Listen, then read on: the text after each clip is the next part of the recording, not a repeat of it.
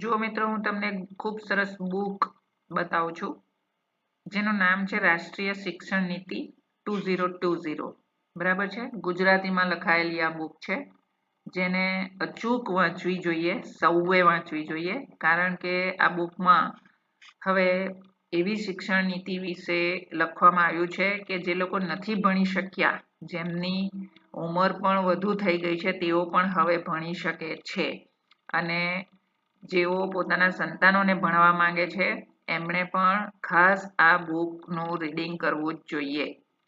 શિક્ષણ મંત્રાલય ભારત સરકાર દ્વારા રજૂ કરવામાં આવેલી આ બુક છે। સમય કાઢીને અવશ્ય વાંચશો કે જેથી તમારું શિક્ષણ વધી શકે। અનુક્રમણિકામાં તમે જોઈ શકો છો, જેમાં વિભાગ 1 માં શાળા શિક્ષણ વિશે લખ્યું છે, વિભાગ 2 માં ઉચ્ચ શિક્ષણ